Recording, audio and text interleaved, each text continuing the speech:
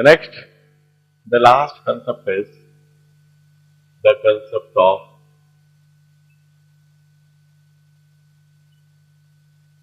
eddy currents or occult current.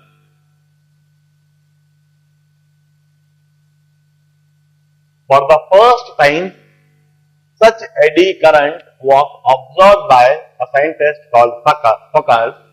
That's why we also call it Foucault current. अब सबसे पहली बात, ये eddy, what is the eddy? Eddy means whirlpool, जो पानी के अंदर एडीज बनते हैं। कोई शांत स्थिर तालाब हो तो उसके अंदर पानी एक ही एक जगह पर घूमने लगता है, whirlpool भी हम कहते हैं, भंवर बन जाता है, भंवर, दैट इज कॉल्ड एडीज। मैं समझाता हूं, जैसे एक बाल्टी में पानी लीजिए, आधी बाल्टी भर दीजिए पानी से और आधी भरी हुई उस बाल्टी में हाथ डाल के आप इस तरह से घुमाने लगी। तो आप उस तरह से घुमाएंगे, पानी घूमेगा और इस तरह से घूमते हुए पानी का कुछ शेप बन जाएगा। जहां पानी ऐसे ऐसे घूम रहा है, बीच में से वहां एक होल बनता जाएगा और दोनों तरफ पानी ऐसे उठता जाएगा और ये पानी ऐसा तेजी से घूम रहा है।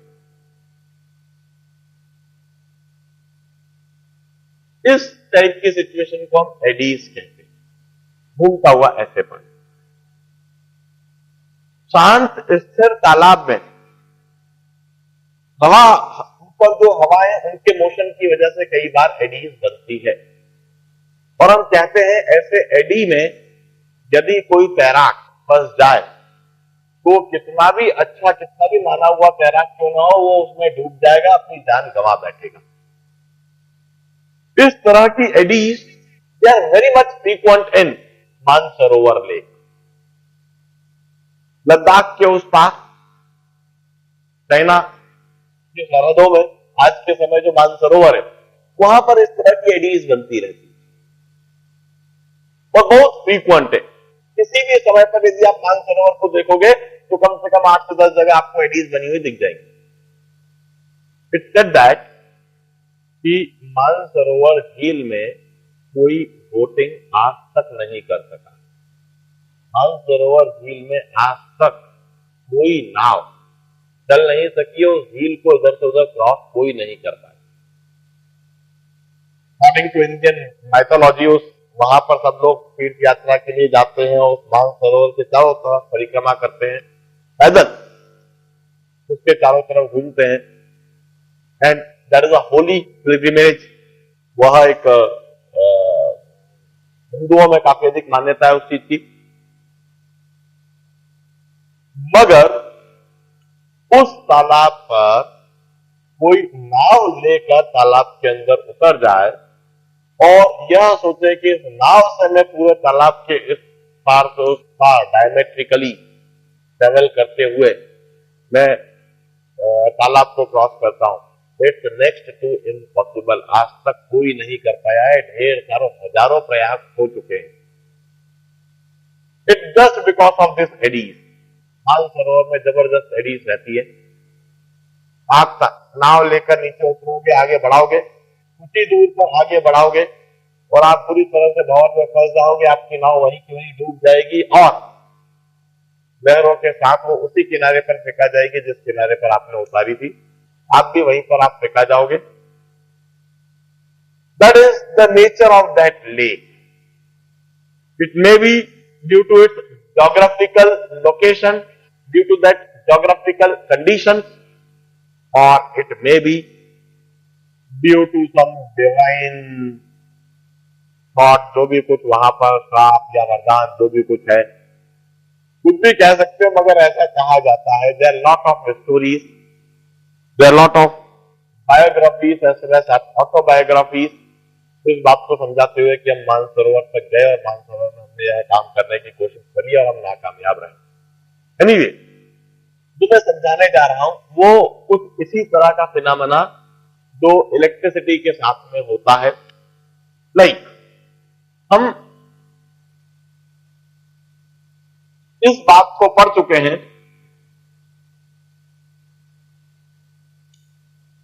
यदि यह कोई मैग्नेटिक फील्ड है, यदि यह कोई मैग्नेटिक फील्ड है, यूनिफॉर्म मैग्नेटिक फील्ड है, और यह कोई करंट कैरिंग और यानी लूप, यह लूप है, कंडक्टिंग लूप। अब इस कंडक्टिंग लूप को यदि हम मैग्नेटिक फील्ड के अंदर ले जाएं, यदि इस कंडक्टिंग लूप को हम यदि मैग्नेटिक फील्ड के अंदर ले जाएं, तो इस लूप में करंट फ्लो होने लगता है। इधर इंड्यूस्ड ईएमएफ जनरेट हो जाता है और वहां पर इंड्यूस्ड करंट दिखाई देने लगेगा। उस इंड्यूस्ड करंट की डायरेक्शन क्या होगी वह हम समझाए थे। जब आप इसको अंदर ले जा रहे हो तो इसके अंदर जाने वाले फ्लक्स बढ़ेंगे और उन अंदर जाने वाले बढ़ते हुए फ्लक्स को रोकने के लिए इस लूप में करंट इस तरह से जनरेट होगा कि फ्लक्स बाहर की तरफ आने लगे और एक दूसरे को फ्लक्स कैंसिल करने लगे। करंट इस तरह से वहां पर जनरेट होने लगेगा इस डायरेक्शन में।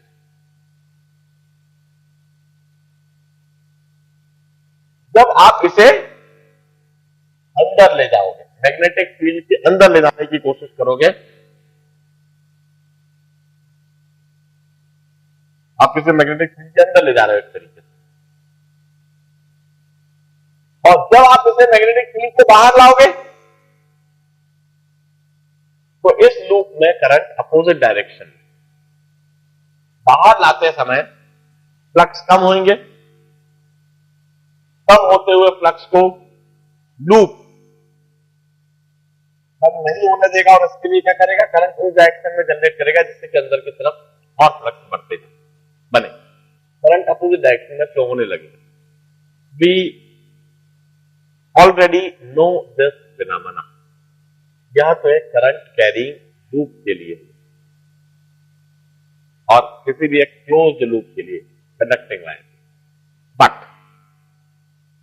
not only for a conducting wire, even if we have got some solid plate, कोई मेटालिक सॉलिड प्लेट हो, कोई मेटालिक कंडक्टिंग प्लेट हो, मान लीजिए यह एक प्लेट है, this is a metallic solid conducting plate, और इस मेटालिक सॉलिड कंडक्टिंग प्लेट को मैं इस मैग्नेटिक फील्ड के अंदर ले जाता हूं।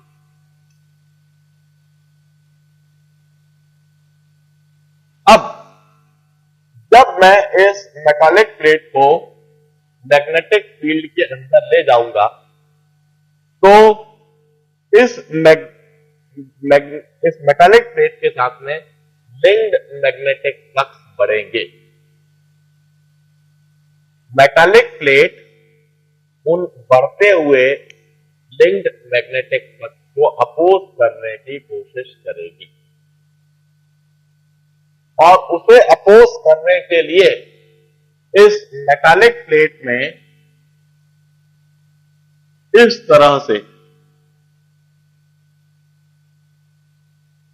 वहां पर लूप्स बन जाएंगे और इन लूप्स में करंट फ्लो होने लगेगा। इस तरह से वहां लूप्स बन जाएंगे और इसमें करंट फ्लो होने लगेगा। इधर भी लूप बन जाएंगे, इधर एक बड़ा एरिया दिख रहा है, इधर लूप बन जाएंगे, इधर यहां एक बड़ा एरिया दिख रहा है और इधर भी लूप बन जाएंगे। जैसे जैसे यह प्लेट मैग्नेटिक फील्ड के अंदर मूव करेगी,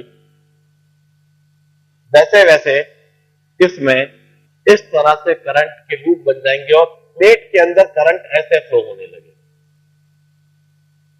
यह करंट फ्लो होते समय बिल्कुल वैसा ही है जैसा कि स्थिर तालाब में पानी एक ही जगह पर ऐसे घूमने लगे।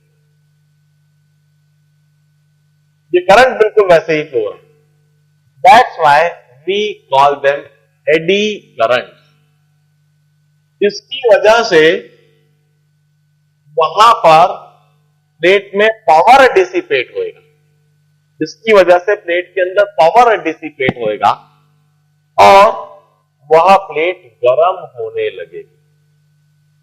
आप जब इसको अंदर ले गए हो तब करंट इस डायरेक्शन में है, जब इस प्लेट को आप बाहर ले जाओगे तो करंट अपोजिट डायरेक्शन में।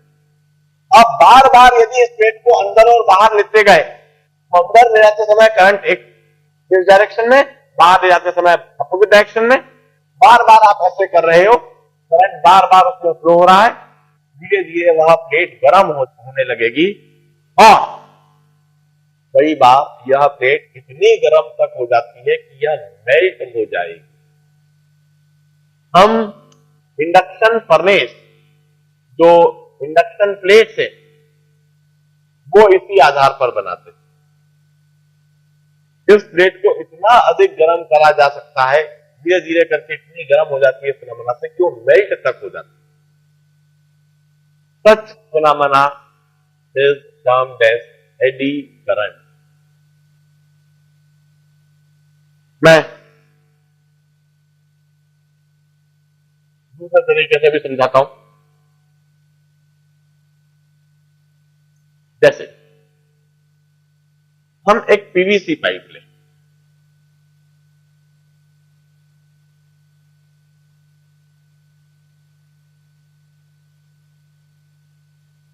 This is a PVC pipe. PVC pipe non magnetic होता है। इस पीवीसी पाइप के ऊपर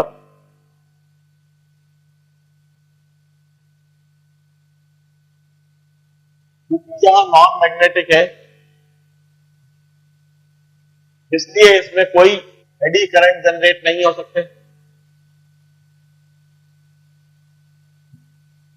इस पीवीसी पाइप के ऊपर हम इस तरह से एक मैग्नेट रख दें,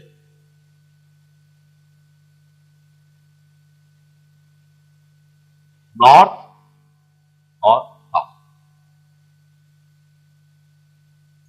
अब इस मैग्नेट को हम इस पीवीसी पाइप के बीच में गिराएं और उस मैग्नेट की गिरने वाली मोशन को ऑब्जर्व करें। हम देखेंगे कि वहां पर मैग्नेट बिल्कुल freely acceleration due to gravity के साथ में गिरेगी। इट्स बिकॉज वहां पर किसी तरह का कोई मैग्नेटिक फिनोमेना नहीं होना है, कोई एडी करंट नहीं होना है, किसी तरह का कोई अपोजिशन नहीं होना। वहीं पर यदि हम पीवीसी पाइप के बजाय यदि हम स्टील का पाइप ले लें, हॉलो स्टील का पाइप है, this is a steel pipe, it's magnetic and conducting. इसके ऊपर इसी तरह से अब हम मैग्नेट रख दें।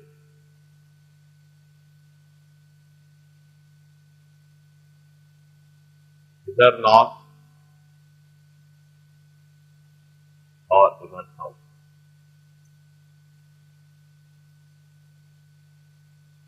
अब इस मैग्नेट को जब हम गिराएंगे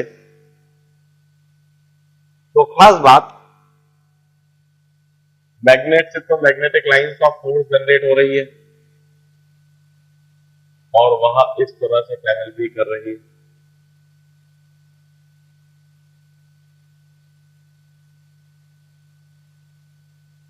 जब यह मैग्नेटिक लाइंस ऑफ फोर्स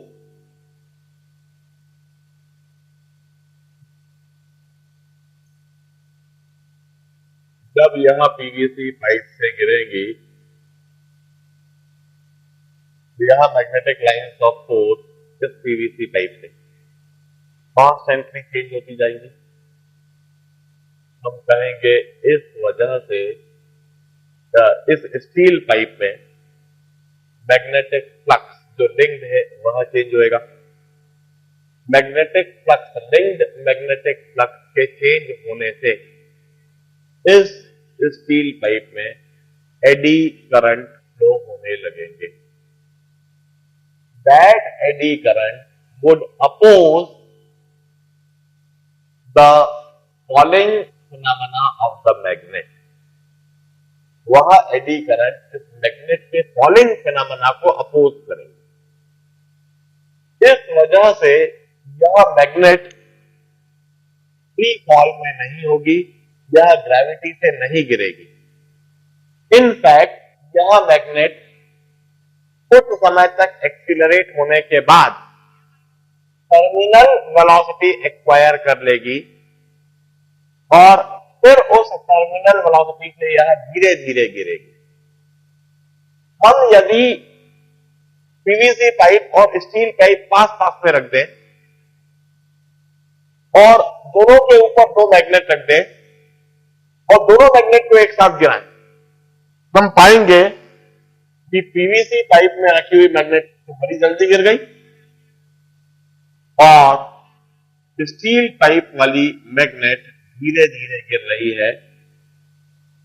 जब तक यह पूरी गिर जाएगी तब तक तो यहीं तक आ पाएगी और ये धीरे धीरे आगे नीचे गिरेगी। Terminal velocity, it's because of eddy current. Eddy current क्यों है? क्योंकि इस मैग्नेट से जो मैग्नेटिक फ्लक्स जनरेट हो रहे हैं वह मैग्नेटिक फ्लक्स जब इस स्टील पाइप के साथ में लिंक्ड है और वह जब चेंज हो रहे हैं तो उनके चेंज होने से इस स्टील पाइप के अंदर एडी करंट होंगे। We used to say eddy current को मिनिमाइज, कई जगह तो एडी करंट बड़े हेल्पफुल होते हैं, कई जगह पर एडी करंट को चाहते हैं, तो कई जगह पर एडी करंट अनवांटेड और अनडिजायर्ड भी होते हैं। कई ऐसे एप्लीकेशन होंगे जिसमें आप चाहोगे कि भाई इधर एडी करंट नहीं होता तो अच्छा होता। अननेसेसरी एडी करंट की वजह से एनर्जी लॉस हो रही है, हीट के फॉर्म में एनर्जी डिसिपेट हो रही है। यदि आप एडी करंट को मिनिमाइज करना चाहते हो तो एडी करंट को जीरो तो कभी नहीं करा जा सकता। एडी करंट को मिनिमाइज करा जा सकता है और एडी करंट को मिनिमाइज करने का जो एक तरीका है दैट इज, यदि आपको इस तरह की प्लेट लेना है तो इस तरह की सॉलिड प्लेट लेने के बजाय आप वहां पर कट्स लगा दीजिए। इस तरह के कट लगा दीजिए। यह आपने कट लगा दिया,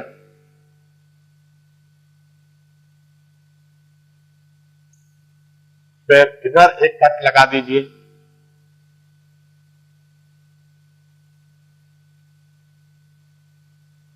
फिर इधर एक कट लगा दीजिए,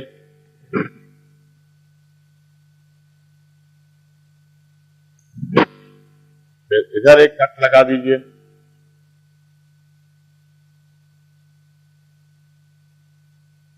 इस तरह से आप सॉलिड प्लेट लेने के बजाय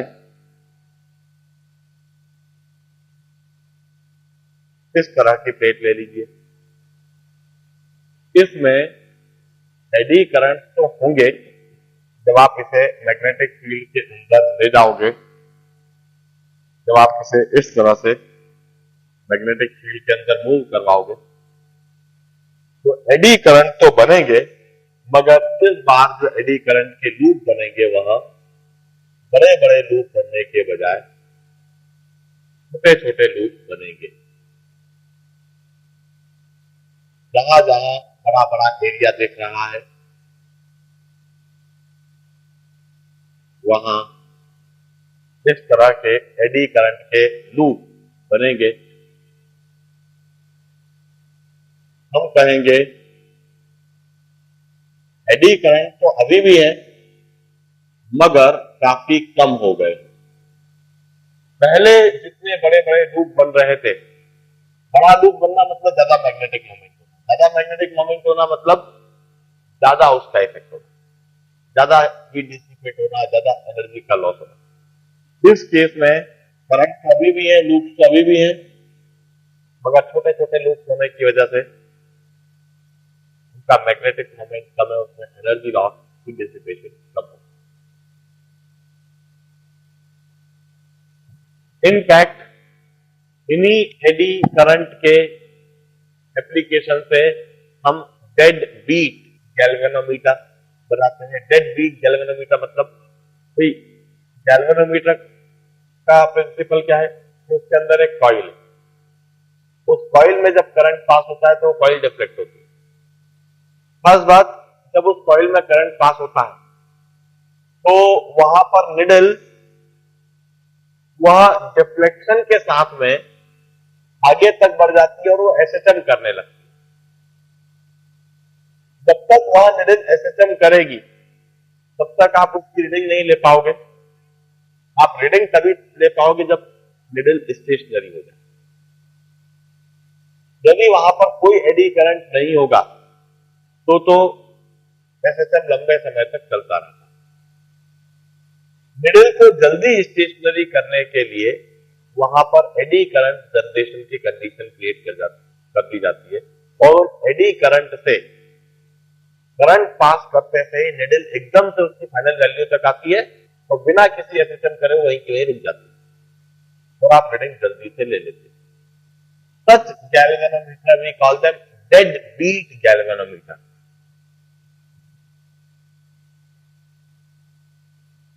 dead beat galvanometer. They are designed using the principle of eddy current. They are designed using principle of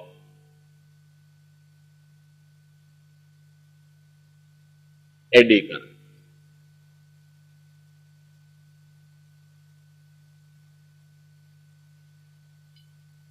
And that's all regarding the concept of eddy currents, and that's all regarding the theory portion of electromagnetic induction। मेरी इन सब theory के आधार पर जो sheet मैंने दी हुई है उनको आप तेजी से करो।